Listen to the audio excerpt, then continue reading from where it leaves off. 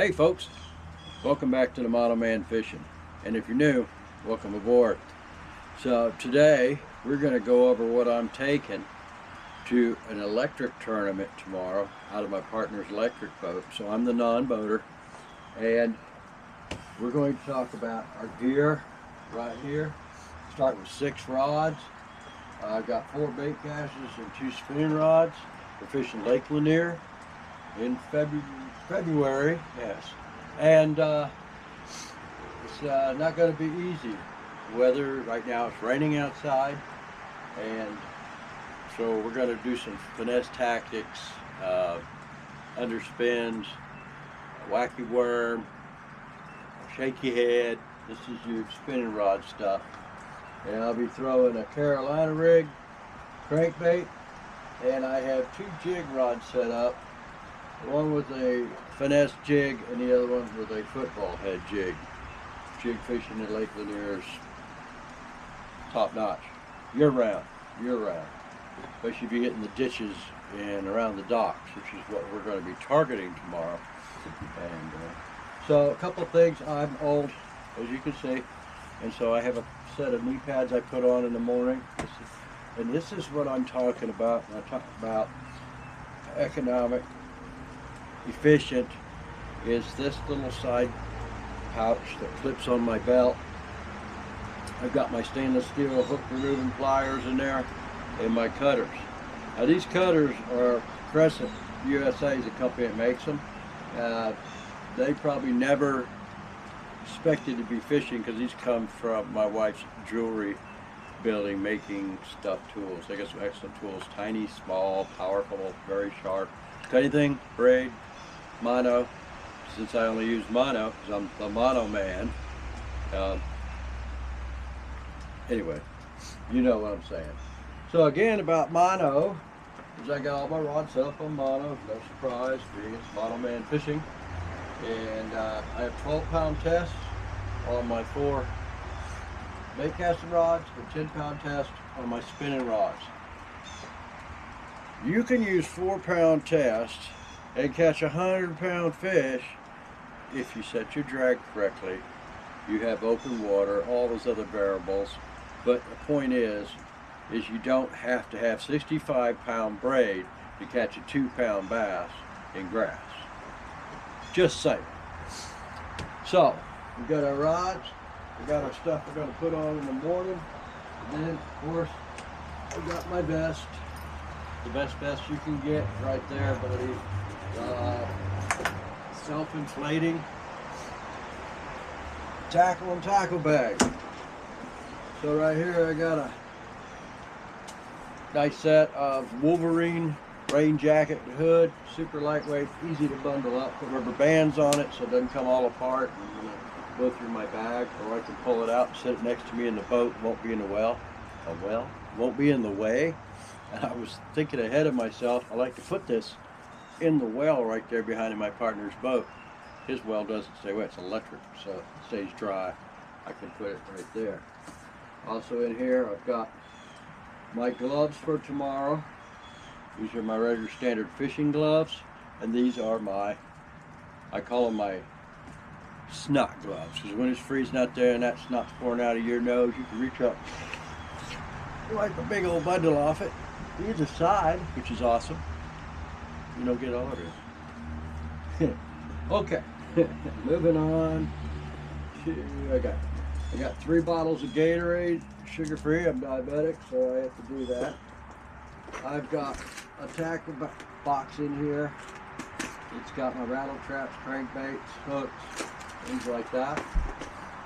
I also got my worm. I know I'll be throwing wacky worms tomorrow, so I got my watermelon red, black and blue, my dyes and dips, Carolina rig set up. So that's it for that one. Oh, what else we got in here? I got my rag, wiping my hands off, and then here, even though the box says weights, because I'm using an old container before, I've got a spin and jerk bait. I've got what do I got here? Some bottom stuff, some underspins, and a bunch of jigs. Football head jigs, finesse jigs, some jigs with red in it, in case that's what they want. And then I got a good old hard bait, wake bait. So I've got all my stuff in here that I'm going to need for tomorrow. Of course, my partner has been my partner a long time. If I need something and I don't have it, I'm welcome to it. It's a team tournament. He and I are fishing together against the whole crowd. All right. So that's about it for getting ready for tomorrow. My gear, the raincoat, my rods, my life preserver, and my bag of goodies, all the stuff I'm going to take. Oh, here's something I do. I need to grab a couple of these. By no means is this an endorsement for the Spam company, but these things are great. They're Spam Singles Classics. If you like Spam like I do, it's so simple. You just tear this thing over. I don't have to get all of my hands or nothing. I'll squeeze it right up, eat out of the package, and then I take my garbage, and I always have a little garbage area in the boat where I keep all my used plastic, garbage, anything line I have to pull off, and then I clean up the boat afterwards. So there's only one other thing I bring, and that's a giant cup of coffee, bigger than this one. I'm a coffee fiend. So a little prep tip from the Mono Man, and we'll go out in the water tomorrow. We'll fish, and we'll do a video of that, and I'll do a video at the end for showing our results. So, all right.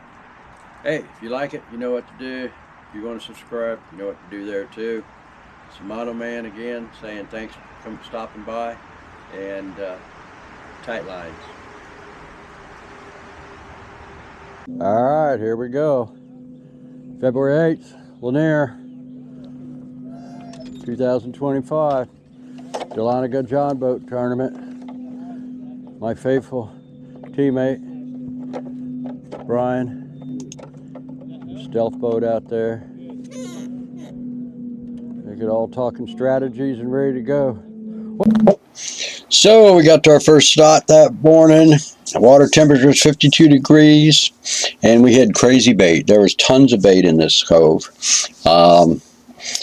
There was no wind, and some bass were busting up here and there, but the bait was busting up everywhere, so you knew they were under them. And it was so thick with bait that Brian was throwing a whopper popper. And this is an area I fished before. It's pretty typical as far as bait and stuff go. And he was actually bringing bait back in on his hooks. It was that thick. And yet we didn't get a single bite in that area where all the bait was, and the bass were busting up. So Brian's going to bring his bait up here. If you see, I start to put my jig away, and he's telling me I got bait on my hook. I said, let's show the guys the bait. So here you go. So look, you see that?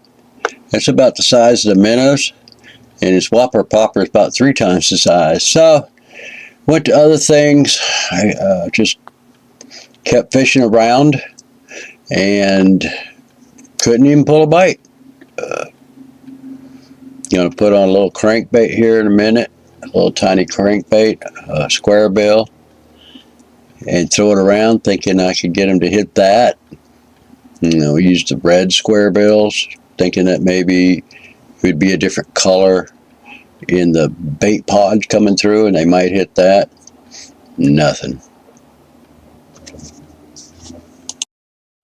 So at this point, I decided to go from the wacky worm to a fluke. So I'll throw a fluke on right here. That's real easy. I just pull the wacky worm right off, grab my flukes out, and stick a fluke on there. So you think maybe we get a bite, right? No. Honestly, I didn't get a bite all day. You're going to have days like that. It's part of fishing. That's why they don't call it catching. So Let's see what else is happening.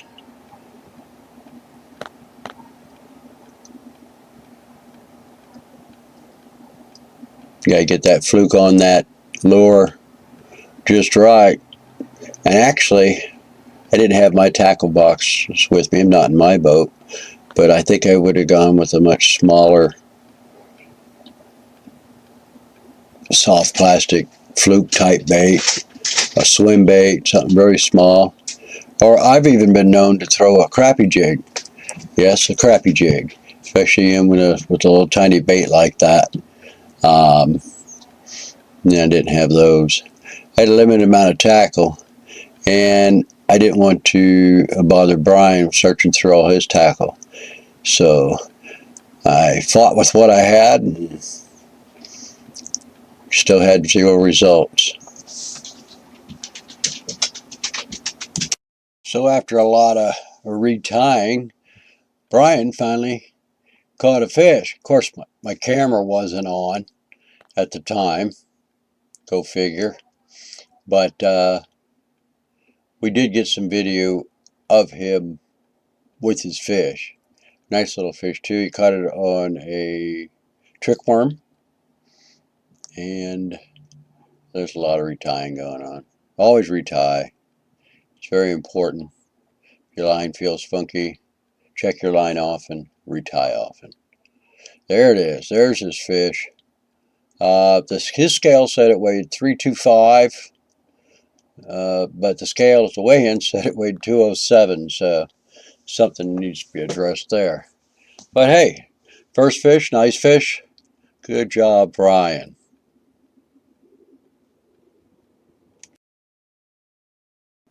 So I kept fishing around and out in the ditches and around the docks, a little deeper water, thinking maybe they pulled out.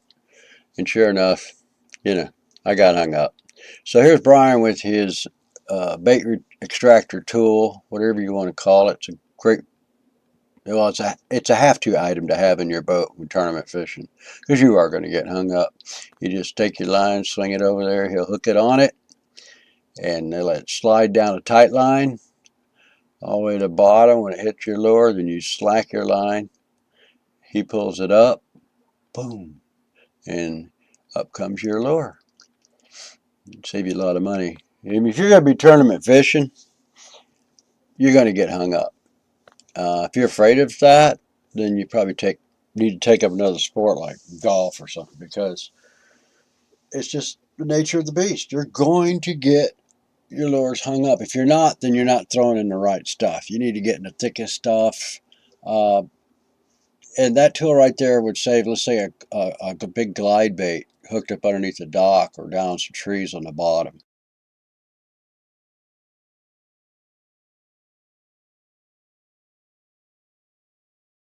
So we didn't have a great day. We didn't have really a good day, but we were still fishing. So I think sum it all up, the bait fish were teeny tiny bait fish, and we were throwing much too bigger stuff. If I were to go back out there again, this is the fluke I was throwing. You can see it's about, pretty good size. But if I had it with me, I'd have put that on. See, it's got the vertical tie. A lot smaller, more about the size of the bait. And even like I said previously in the video, I would have put a crappy hair jig on. Something like that. Much smaller, of course it's wet and smaller. Or just a good old standard crappie jig would have probably done a lot better. I was throwing this rattle trap right here, and to give you an idea of what I should have been throwing, is that puppy right there. I don't know if you can get a good shot of that compared. Looks so sharp. So big difference. All right, so what ifs and all that stuff. Out of the 17 boats that went in on this tournament, there were 6 limits caught, much better than the 1, but also there were 6 zeros. So out of 17 boats, you had a limit or you zero? The rest of them were ones and a couple of twos. Of course, we were the one. And you know, next time maybe I get a little pre-fishing in. Our next tournament's at Toto Creek, which is on Lake Lanier, a place I am familiar with. I have some good waypoints on. They're taking this boat there, and they're close to the ramp, so we can get there with the electric boat. So, but my next tournament is March 1st on Carter's Lake in my baby. And her name is The Struggle's Real. Hey, thanks a lot for tuning in to another episode of Mono Man Fishing. Like it if you will. You know how to subscribe, hit the button. I'm new at this stuff, so you know I'm learning as I go along. Hopefully I'll make better videos and obviously with a lot more fish catching in it in the future. But stick around. Let's see where we go from here. As always, tight lines.